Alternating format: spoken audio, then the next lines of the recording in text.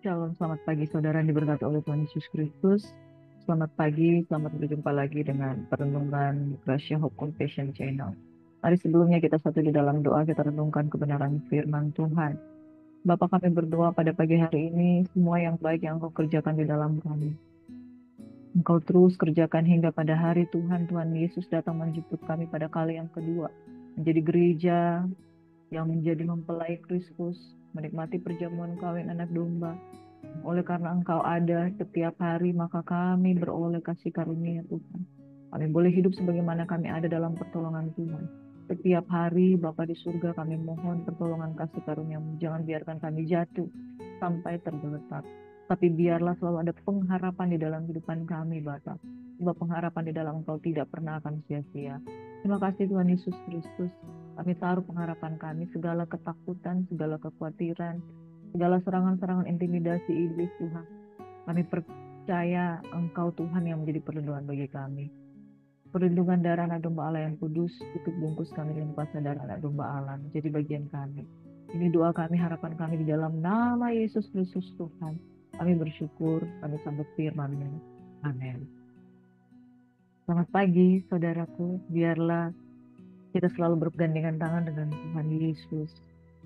Saudara, apapun keadaan dan kebutuhan pagi hari ini, jangan takut ya, jangan khawatir. Yesus sudah menang, Yesus sudah bangkit. Bagi kita semua yang percaya dan berharap pada Tuhan, kasih karunia Tuhan cukup bagi kita. Saudara, pada pagi hari ini saya sangat merasakan bahwa setiap kita membutuhkan pertolongan daripada Tuhan. Ingat, kehidupan kita bukan hanya kehidupan di dunia ini, tapi di dalam kekekalan, saudara dan saya itu adalah anak-anak kerajaan. Gak akan mungkin bapak yang baik itu meninggalkan anak-anaknya. Sedangkan bapak yang jahat di dunia ini tahu memberi yang terbaik. Tidak mungkin anak meminta roti akan diberikan batu. Tidak mungkin anak meminta makanan akan diberikan ular dan kalajengking. Saudaraku yang diberkati, Bapak saya kita. Yuk kita tinggalkan segala ketakutan dan kekhawatiran. Kita renungkan firman Tuhan. Dan kiranya firman Tuhan ini menjadi penghiburan dan kekuatan di dalam kehidupan kita. Amin. Pasal yang terakhir dari Injil Markus. Markus 16 ayat 1 dan 8, ayat 1 sampai 8. Setelah lewat hari Sabat, Maria Magdalena dan Maria ibu Yakobus serta Salome membeli rempah-rempah untuk pergi ke kubur dan meminyaki Yesus. Dan pagi-pagi benar pada hari pertama minggu itu, setelah matahari terbit, pergilah mereka ke kubur. Mereka berkata seorang kepada yang lain, "Siapa yang akan menggulingkan batu itu bagi kita dari pintu kubur?" Tetapi ketika mereka melihat dari dekat, tampaklah batu yang memang sangat besar itu sudah terguling. Lalu mereka masuk ke dalam kubur dan mereka melihat seorang muda yang memakai jubah putih duduk di sebelah kanan. Mereka pun sangat terkejut. Tetapi orang muda itu berkata kepada mereka, "Jangan takut. Kamu mencari Yesus orang Nazaret yang disalibkan itu. Ia telah bangkit. Ia tidak ada di sini. Lihat, inilah tempat mereka membaringkan dia. Tapi sekarang pergilah, katakanlah kepada murid-muridnya dan kepada Petrus, ia mendahului kamu ke Galilea. Di sana kamu akan melihat dia seperti yang sudah dikatakannya kepada kamu." Lalu mereka keluar dan lari meninggalkan kubur itu, sebab gentar dan dahsyat menimpa mereka.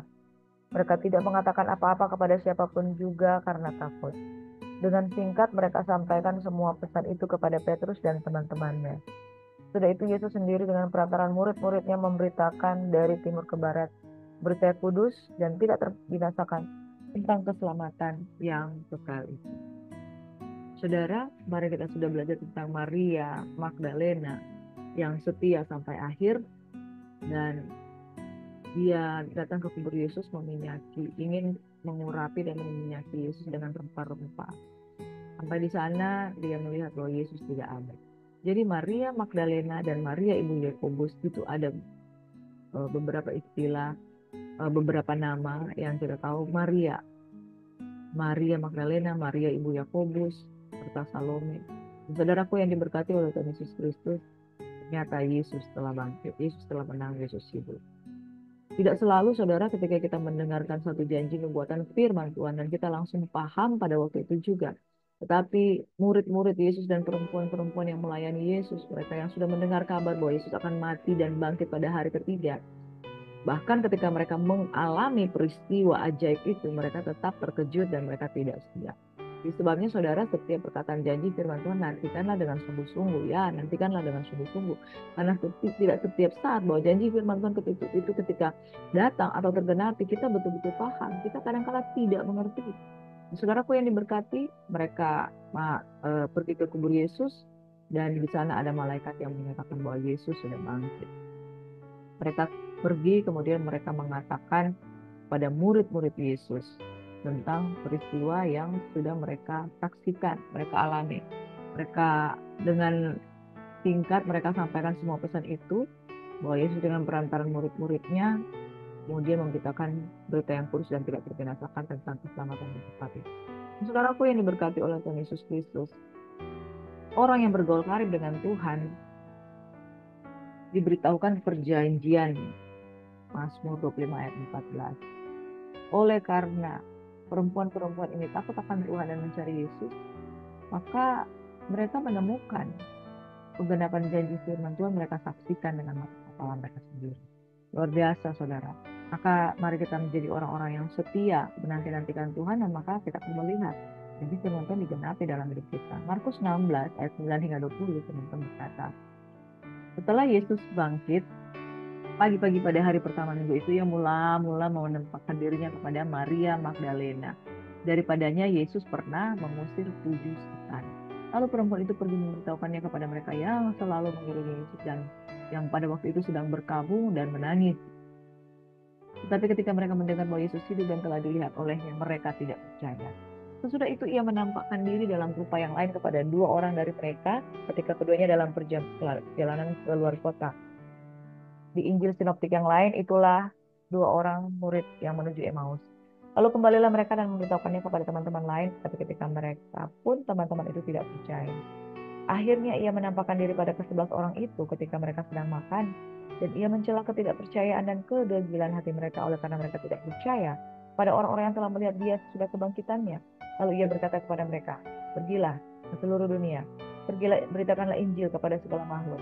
Siapa yang percaya dan dibaptis akan diselamatkan, tapi siapa yang tidak percaya akan dihukum. Tanda-tanda ini akan menyertai orang-orang yang percaya. Mereka akan mengusir setan-setan demi namaku. Mereka akan berbicara dalam bahasa-bahasa yang baru bagi mereka. Mereka akan memegang ular dan sekalipun mereka minum racun maut, mereka tidak akan mendapat celaka. Mereka akan meletakkan tangannya atas orang sakit dan orang itu akan sembuh. Sesudah itu Yesus berbicara demikian kepada mereka, terangkatlah ia ke sorga. Lalu duduk di sebelah kanan Allah, maka mereka pun pergilah memberitakan Injil ke segala penjuru. Dan Tuhan turut bekerja, meneguhkan firman itu dengan tanda-tanda yang menyertainya. Bapak Ibu yang diberkati oleh Tuhan Yesus Kristus, perempuan-perempuan yang menyaksikan tentang Yesus sudah tidak ada lagi di kubur, Yesus sudah bangkit, dan oleh pernyataan malaikat bahwa Tuhan yang mereka sembah itu tidak ada lagi di kubur, dan mereka perempuan ini tidak jemu-jemu menyampaikan kepada murid-murid Kristus, kepada 2 orang yang mereka temui juga, murid yang menuju ke Emmaus, dan bahkan murid-murid Kristus itu sendiri, bukannya mereka sudah mendengar langsung. Yesus sudah mengatakan pemberitahuan tentang penderitaan Yesus 3 kali dicatat di Alkitab. Pemberitahuan pertama dia katakan dia akan ditangkap, kemudian disalibkan dan bangkit pada hari ketiga. 3 kali dia sampaikan. Tapi mereka tidak percaya. Itu sebabnya di dalam ayat yang ke-14 dia menampakkan diri kepada 11 murid. Dia mencela ketidakpercayaan dan kedegilan hati mereka. Saudara, tidak menjadi jaminan kalau kita setiap hari mendengarkan firman Tuhan, setiap hari kita mendapatkan penyingkapan nubuatan firman Tuhan, tidak menjadi jaminan orang itu langsung percaya. Karena kita melihat dengan mata jasmani, apa yang kita lihat di mata jasmani itulah yang kadang-kala kita percaya. Tapi Tuhan sangat menghargai orang yang melihat dengan mata iman, bahwa janji firman-Nya itu selalu pasti tergenapi. Nah, di ayat yang ke-15 dia berkata seperti ini. Pergilah ke seluruh dunia, beritakanlah Injil kepada segala makhluk. Siapa yang percaya dan dibaptis akan diselamatkan, tetapi siapa yang tidak percaya akan dihukum. Inilah kebenaran yang kita percayai pada hari-hari ini, saudara, bahwa kalau kita percaya, kita akan dibaptis dan diselamatkan. Tapi yang tidak percaya akan dihukum. Saudaraku yang diberkati oleh Tuhan Yesus Kristus, Diberkatilah orang yang percaya, diberkatilah orang yang percaya dan mengalami keselamatan, diberkatilah orang yang memberi dirinya dibaptis dengan sungguh-sungguh percaya. Karena kalau tidak percaya, konsekuensinya adalah hukuman.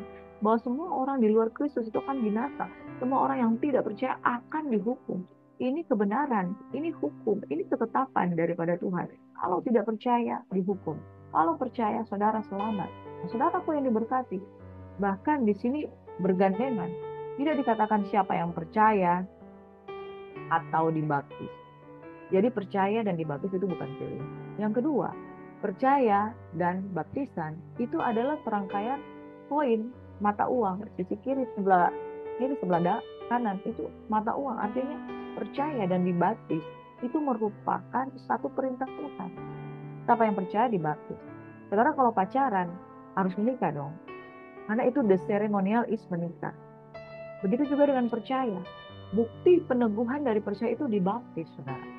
Bukti peneguhan dari pacaran kemudian menjadi pasangan hidup itu menikah. Sakramennya itu menikah. Nah, saudara percaya itu di hadapan Tuhan. Saudara disakramenkan di dalam bentuk baptisan. Dan siapa yang percaya dan dibaptis. Jadi itu bukan suatu pilihan salah satunya. Yaitu kalau percaya bisa tanpa dibaptis. Kalau saudara percaya, berilah dirimu dibaptis. Saudara kita dipanggil untuk diselamatkan. Setelah kita diselamatkan, kita mengikuti kehendak Tuhan. Setelah kita mengikuti kehendak Tuhan, jangan membuat pilihan sendiri. Ketika Tuhan Yesus katakan percaya dan dibaptis, lakukan seperti apa yang Tuhan mau. Kalau saudara berdebat, itu sama dengan kita tidak menghargai ucapan Tuhan Yesus. Dan tugas kita, siapa yang percaya dan dibaptis akan diselamatkan. Tugas kita itu memberitakan Injil. Pergi, jadikan segala bangsa muridku. Baptislah mereka dalam nama Bapa, Anak, dan Roh Kudus. Pergi, beritakan Injil. Saudara kita dipanggil bukan untuk diam di tempat, tapi go spread the gospel. Pergi dan beritakan Injil. Tidak stagnan, tidak diam. Kabar baik itu harus diberitakan. Karena orang yang percaya itu tidak mungkin pasif, dia harus dinamis. Maka tanda-tanda ini akan menyertai orang yang percaya.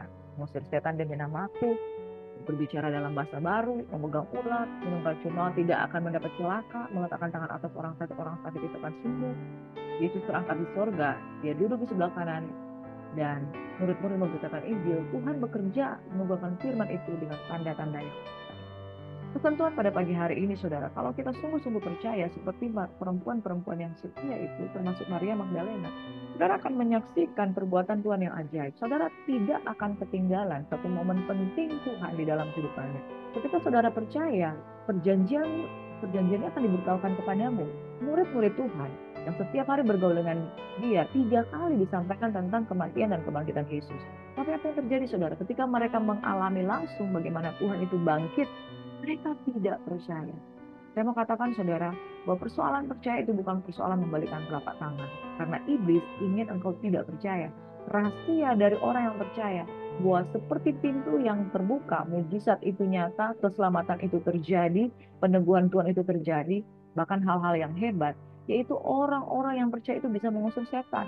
Orang-orang yang percaya itu memiliki bahasa-bahasa baru. Kalau saudara pergi ke Amerika, di sana ada bahasa nasional mereka itu bahasa Inggris. Saudara, bukti bahwa saudara itu pergi ke Amerika dan mulai menjadi bagian dari diri mereka, bahasa Inggris sebagai bahasa nasional mereka, saudara juga akan mampu mengucapkannya. Demikian pula saudara, kalau saudara menjadi anggota kerajaan surga, bahasa-bahasa kerajaan surga akan menjadi bagian dari saudara.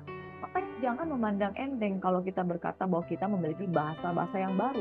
Saudara, saya sangat bersuka cita ketika saya lahir baru, saya dipercayakan untuk bisa berbahasa roh. Artinya saya mendapatkan pengakuan identitas kerajaan itu dari bahasa yang saya dapatkan, saya bisa pahami, saya bisa mengerti, saya bisa ucapkan. Roma 8 ayat 26. Ya, sebab roh yang menyelidiki segala sesuatu akan memberikan bahasa-bahasa itu di dalam diri kita.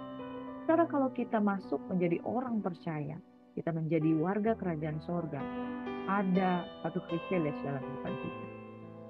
Tidak akan dihukum, diselamatkan, bisa mengusir setan, karena setan itu datang dari kerajaan musuh. Kita yang datang dari kerajaan Allah, kita punya otoritas. Makanya saudara jangan main-main dengan kata percaya. Begitu saudara percaya, saudara menjadi bagian dari kerajaan Allah. Bahasa-bahasa yang baru. Saudara pergi ke Jepang, tinggal di Jepang, saudara ada di sana. Kalau saudara tidak tahu bahasa Jepang, memang saudara akan menjadi orang asing. Tapi kalau saudara bisa bergaul dengan mereka dan kemudian berbahasa Jepang, saudara mulai menjadi bagian dari diri mereka. Ketika saudara mulai mengatakan bahasa-bahasa sorga, saudara mulai menjadi bagian dari diri mereka. Ketika saudara setiap hari memperkatakan bahasa-bahasa sorga, saudara semakin menjadi bagian dari warga kerajaan sorga. Saudara, arti kata percaya adalah pintu untuk menerima mujizat, pintu untuk menerima keselamatan, pintu untuk menjadi warga kerajaan sorga. Saudaraku yang diberkati, mari jangan sia-siakan kepercayaan kepada Tuhan. Matius 28 ayat 19 hingga 20 berkata, pergilah, jadikan segala bangsa muridku, baptislah mereka di dalam nama Bapa, Anak, dan Roh Kudus di dalam nama Tuhan kami Yesus Kristus, maka ajarkan mereka segala sesuatu yang diajarkan kepadamu. Saudara, tanda-tanda itu akan menyertai orang percaya. Nah, mengusir setan, berbahasa yang baru, bahkan saudara akan menyatakan kemuliaan Tuhan ketika saudara mengatakan Injil. Pesan Tuhan pada pagi hari ini, jangan lepaskan kepercayaan kepada Tuhan sampai akhir. Percaya dan sampai engkau melihat bahwa bukti dari firman Tuhan itu tergenapi dalam hidupnya. Amin. Tuhan Yesus memberkati. Tuhan kiranya memberkati dan melindungi engkau, Tuhan menyinari engkau dengan wajahnya, memberikan engkau kasih karunia, Tuhan menghadapkan wajahnya kepadamu, memberikan engkau damai sejahtera. Setiap hari Tuhan, biarlah beban-beban pokok-pokok doa kami yang kami naikkan, kami harapkan di hadapan Tuhan. Kami percaya. Kami percaya Tuhan Yesus menyembuhkan. Kami percaya Tuhan membebaskan dari pergumulan. Kami percaya Tuhan mengangkat segala sakit penyakit. Kami percaya oleh bilur-bilur kami sembuh. Kami percaya oleh karena kasih karunia Tuhan, kami mengusir setan demi nama Tuhan. Kami memiliki bahasa-bahasa yang baru, bahasa-bahasa sorga. Kami menjadi anak kerajaan sorga.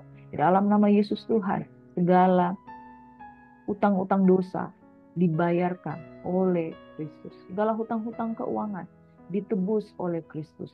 Segala hutang-hutang maut telah dibayarkan oleh kasih karunia Allah. Dan marilah kita terima berkat pertolongan daripada Tuhan. Kasih karunia Tuhan, kelepasan daripada Tuhan kiranya mengalir senantiasa di dalam kehidupan kita semuanya. Kita diberkati, dipulihkan, dan kita menjadi lebih daripada pemenang. Jangan lepaskan kepercayaanmu kepada Tuhan, sebab besar upah yang menantimu. Dalam nama Yesus, semua yang percaya dan percaya sama-sama katakan amin. God bless you. Tuhan Yesus memberkati. Shalom. Selamat beraktivitas pagi hari ini. Tuhan memberkati saudara.